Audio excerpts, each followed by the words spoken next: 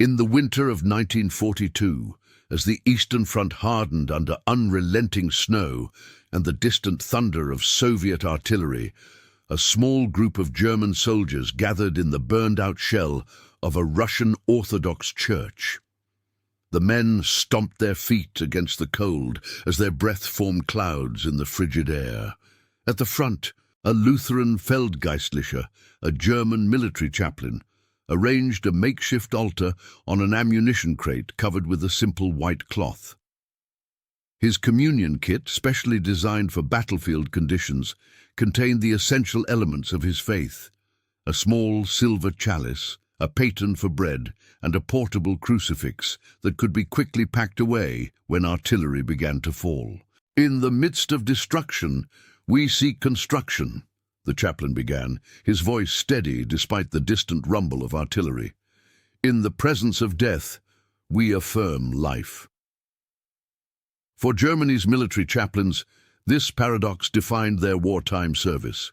They were men of God, embedded within Hitler's war machine, spiritual leaders serving in an increasingly anti-religious regime that viewed Christianity as a weakness to be eventually eliminated from German society. By 1942, the German military chaplaincy had been systematically reduced from its World War I strength. While the Wehrmacht initially deployed approximately 560 chaplains at the war's beginning, roughly one-third Protestant and two-thirds Catholic, reflecting Germany's religious demographics, Nazi leadership actively worked to limit their influence. Unlike their American counterparts who held officer rank, German chaplains were considered military officials without command authority, wearing distinctive crosses on their uniforms rather than rank insignia. The position of these clergymen was precarious at best. The regime's ideological hostility toward organized religion created a tightrope that chaplains walked daily. Many recorded their internal struggles in diaries and letters home. One Lutheran chaplain wrote in December 1941, "How do I preach the message of peace to men ordered to wage total war? The men look to me for comfort, yet I myself search for answers that seem beyond reach as we move deeper into Russia." The daily reality of chaplain service varied dramatically depending on where and under whom they served. Some unit commanders valued their chaplains deeply, seeing them as essential for maintaining morale. Others, particularly those aligned with Nazi ideology, marginalized them or restricted their activities to merely conducting funerals. Hey everyone, I really appreciate you watching this documentary series. If you're finding this exploration of faith during humanity's darkest hours meaningful, please consider subscribing to our channel for more untold stories from World War II. I'd love to know where you're watching from, so drop a comment below telling me your location and what aspects of WW2 history interest you most. Now let's continue with these remarkable stories of German military chaplains. The equipment issued to German military chaplains reflected the practical realities of their mobile ministry. Each chaplain carried a Feldgottesdienstgerät, a field worship kit containing items needed for religious services, communion vessels, prayer books, and liturgical vestments, all packed in a compact wooden chest. Catholic priests were issued additional items for administering last rites. Some chaplains modified civilian automobiles into mobile chapels, particularly on the Eastern Front, where churches had been destroyed or were unavailable. Beyond conducting services, chaplains served critical roles in maintaining soldiers' psychological well-being. They wrote thousands of letters to families of fallen soldiers, offering comfort and details about their loved ones' final moments, often sanitized versions that spared families the war's true horrors. One Catholic chaplain serving with a Panzer division in 1943 noted in his journal, "I have written 17 letters today. With each one, I struggle between truth and mercy. What good is served by telling a mother her son died screaming in agony? Instead, I tell her he passed peacefully with a prayer on his lips. God forgive me these necessary lies." The theological challenges faced by German chaplains were immense. Many struggled to reconcile Christian teachings with Nazi racial policies, particularly after witnessing atrocities on the Eastern Front. Diaries revealed chaplains questioning their role in blessing weapons used in a war they increasingly recognized as unjust. A Catholic priest attached to an infantry regiment wrote in 1943, "Today, I bless the men before they departed on what the commander called a pacification mission. Later, I learned this meant burning a village where partisans were suspected. Where is Christ in this? Am I complicit through my silence?" Protestant and Catholic chaplains often experience the war differently. The Protestant Church, fragmented and partially co-opted through the German Christian movement that attempted to align Christianity with Nazi ideology, provided less institutional protection for its clergy. Catholic chaplains, while still vulnerable, benefited from the more unified opposition of the Catholic Church to certain Nazi policies, especially following Pope Pius X's 1937 encyclical Mit brennender Sorge, with burning concern, criticizing the regime.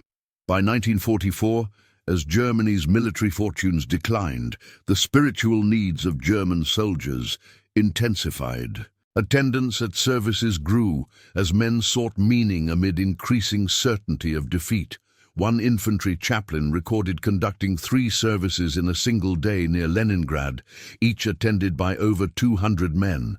"They no longer come merely from duty," he wrote. "They come because they are afraid and seeking something eternal in a world coming apart around them."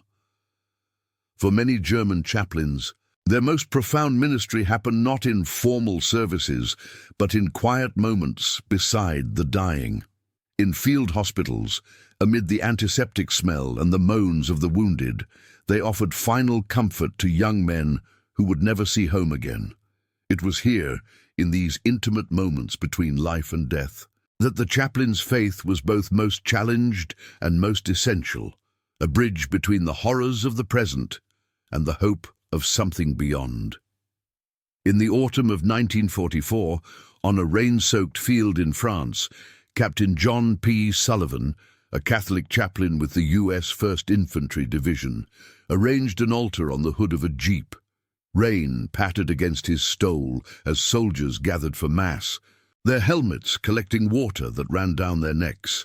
The front lines lay just 3 miles ahead. Artillery fire punctuated his prayers, a grim percussion accompanying the sacred words. "Sometimes I wonder if God can hear us above the shells," Sullivan later wrote in his field journal. "Then I see the faces of these boys, and I know he must." Udam, the Allied Chaplaincy Corps, represented one of the most unique military formations in history. Unlike their German counterparts, who often served under suspicion from their own government, American chaplains enjoyed official backing at the highest levels. President Roosevelt himself had emphasized their importance, declaring that spiritual power may be the deciding factor in the conflict. The American military chaplaincy was a model of interfaith cooperation unprecedented in military history. By 1944, over 8 Ziehud-Zeren chaplains served in the U.S. Armed Forces, Protestant ministers, Catholic priests, and Jewish rabbis working side by side. Their distinctive insignia, a cross or Star of David worn on the collar, made them immediately recognizable on the battlefield. "We trained together at Fort Benjamin Harrison in Indiana," recalled Rabbi Alexander Good, who would later perish aboard the USAT Dorchester. Protestant, Catholic, Jewish, in chaplain school, we learned we had more in common than different. We all faced the same challenge, bringing God to places where humanity seemed absent. The training at the U.S. Army Chaplain School was rigorous. Beyond theological preparation, chaplains learned field medicine, psychological counseling, and how to operate under combat conditions. They trained in the same obstacle courses as combat troops, carrying the same gear, minus the weapons. Military regulations forbade chaplains from bearing arms, making them among the few unarmed personnel regularly visiting front lines. Their equipment reflected their unique mission. Standard issue included a portable communion set, often in an aluminum case the size of a first aid kit, prayer books, religious literature, and a chaplain's flag to mark religious services. Catholic chaplains carried oils for last rites in small metal containers designed to withstand battlefield conditions. Many chaplains modified jeeps into mobile chapels with collapsible altars that could be set up within minutes.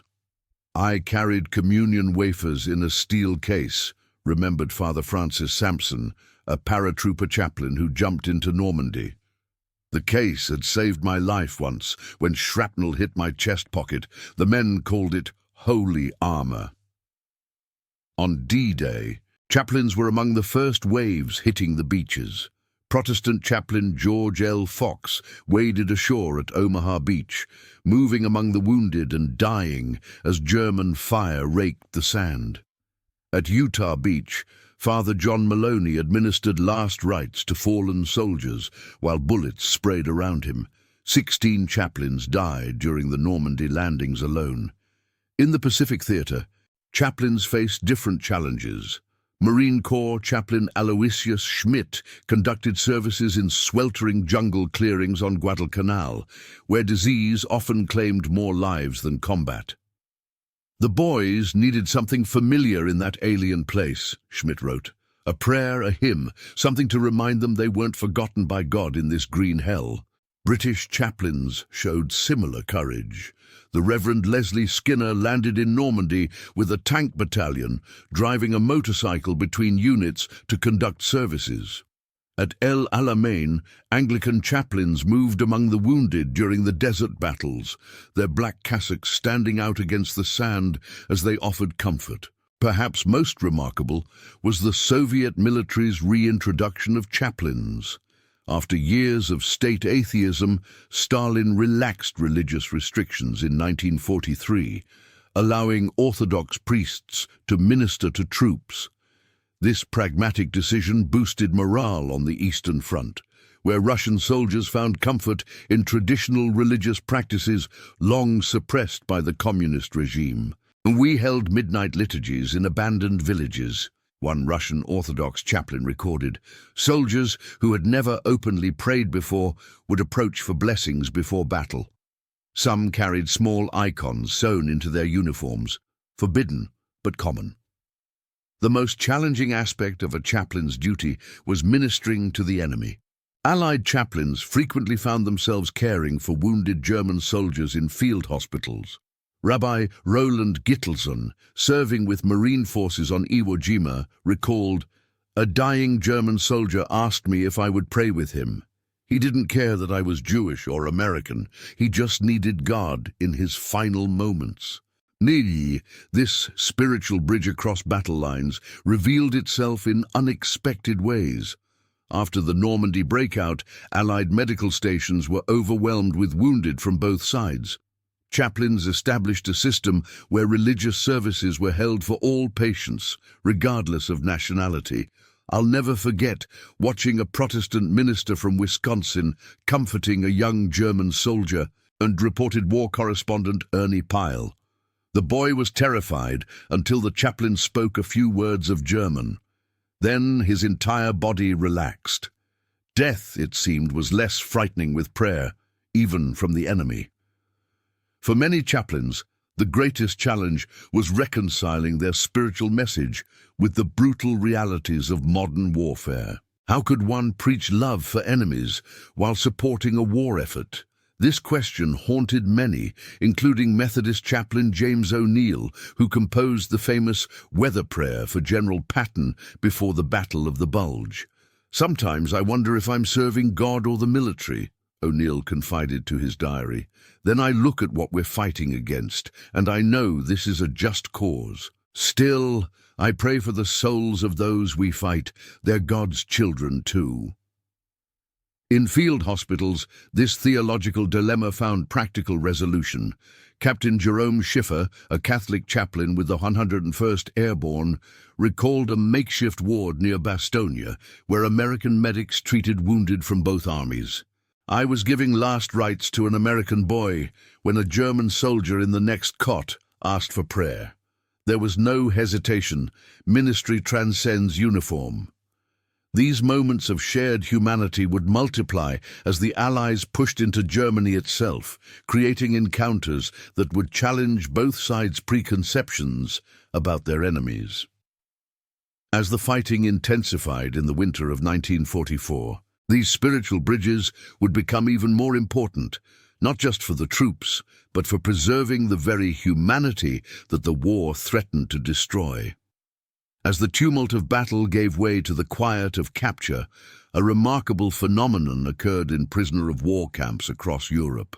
German Feldgeistliche, who had ministered to Wehrmacht soldiers during the fighting, now found themselves behind barbed wire, still serving their spiritual duties, but in drastically altered circumstances. At Camp Concordia in Kansas, Lutheran chaplain Fritz Kruger, captured in North Africa, was permitted to hold regular services for his fellow prisoners. What surprised him most was not the permission to continue his ministry, but the respect and assistance he received from American chaplains. "They brought me communion wine," Kruger wrote in his journal in October 1943. "An American Protestant chaplain visited today and offered his own prayer book when he learned mine was lost during capture. There is a brotherhood here I did not expect to find." This scene played out in POW camps throughout America. At Fort McCoy, Wisconsin, and Camp Shelby, Mississippi, Allied commanders recognized the stabilizing influence German chaplains had on prisoner populations. Military records indicate that over 90% of German POWs in American custody attended religious services when available, a far higher percentage than in active Wehrmacht units. American chaplain Thomas Gladden, who supervised religious activities at a camp in Arizona, recorded, "The German chaplain and I share the same chapel on alternating hours. We have different uniforms, different languages, and different national loyalties, but when we discuss matters of faith, I often forget he was ever my enemy." As the Battle of the Bulge raged during December 1944, one of the war's most extraordinary spiritual moments occurred near Bastogne. During a brief, unofficial Christmas truce, Father Joseph Hurley, an American Catholic chaplain with the 101st Airborne, encountered his German counterpart, Father Wilhelm Schmidt, in the snowy no-man's land between lines. According to witnesses from both sides, the two priests spontaneously celebrated an impromptu Christmas Mass together, with soldiers from both armies kneeling in the snow. In that moment, with artillery thundering miles away, these men weren't Americans or Germans, recalled Sergeant Frank Lovell of the 101st. They were just Christians, marking the birth of Christ in the most unlikely cathedral imaginable. Military aid stations became another setting where chaplains transcended battle lines. Near Remagen in March 1945, as American forces secured their bridgehead across the Rhine, the overwhelmed medical facilities handled casualties from both sides. Witnesses described German chaplain Franz Müller working alongside American chaplain David Cohen, a rabbi, to comfort the dying. Neither spoke the other's language fluently, yet they developed a system of gestures and simple phrases to ensure no wounded man, regardless of uniform, died without spiritual comfort if he wanted it. The work of these chaplains involved profound theological and ethical challenges. German Lutheran pastor Heinrich Leiper, captured during the Normandy campaign, later wrote about his struggle. "How could I reconcile my oath to the Reich with my duty to God when I saw the evidence of atrocities?" In the POW camp, American chaplains asked questions I had been afraid to ask myself. My captivity became a spiritual liberation. For many American chaplains, ministering to enemy prisoners tested their own capacity for forgiveness. Captain James Callahan, A Methodist chaplain who had lost friends at Kasserine Pass wrote to his supervisor, "I entered the German POW ward with hatred in my heart. I left with the humbling recognition that compassion doesn't stop at national boundaries. This may be the most important lesson I've learned in this war." By 1945, Camp Butner in North Carolina had established a unique chaplaincy program where German and American religious leaders rotated duties. This arrangement became a model for other facilities. Religious services in these camps often carried subversive implications, as German prisoners could express doubts about the Nazi regime that would have been dangerous to voice elsewhere. When Germany surrendered in May 1945, the role of chaplains evolved yet again. In the aftermath of conflict, they became crucial agents of reconciliation. At ceremonies across former battlefields, chaplains who had once ministered to opposing armies now stood together at grave sites. In Normandy, during a memorial service marking the first anniversary of D-Day, German pastor Otto Dibelius joined Allied chaplains in a prayer for all the fallen, regardless of uniform. The spiritual bonds forged in these unlikely circumstances endured long after the war. In 1952, former Wehrmacht chaplain Karl Scheuer accepted an invitation from his former American counterpart to speak at a church in Chicago. His sermon, Faith Under Fire, drew hundreds of American veterans, including men who had fought against the Wehrmacht. Similarly, American chaplain Robert Wilson, who had served with the 1st Infantry Division, traveled to Hamburg in 1955 to participate in a reconciliation service alongside German clergy he had first met in a POW camp. The legacy of these wartime ministries profoundly influenced post-war military chaplaincy in both nations. The U.S. Army Chaplain Corps incorporated lessons from these interactions into its training programs, emphasizing universal spiritual care regardless of nationality or faith tradition. In West Germany, the new Bundeswehr chaplaincy was deliberately structured to maintain greater independence from state authority than its Wehrmacht predecessor, a direct response to the moral compromises many German chaplains felt they had made under Nazi rule. As Cold War tensions mounted, former chaplains from both sides often noted how their wartime experiences had prepared them for a world where ideological divisions threatened to overshadow common humanity. Former Army chaplain William Howard, addressing the National Prayer Breakfast in 1960, reflected, "In the mud and blood of the Hürtgen Forest, I witnessed American and German chaplains working side by side in a field hospital. If such grace is possible in our darkest hour, what might be possible in peace?" Today, these stories remain powerful testimonies to how faith could transcend the boundaries of conflict. While chaplains on both sides had been tasked with maintaining morale and justifying their nation's cause, many discovered a deeper calling that challenged narrow nationalism. Their legacy reminds us that even in humanity's most divisive moments, there remained spaces where compassion could bridge seemingly unbridgeable divides.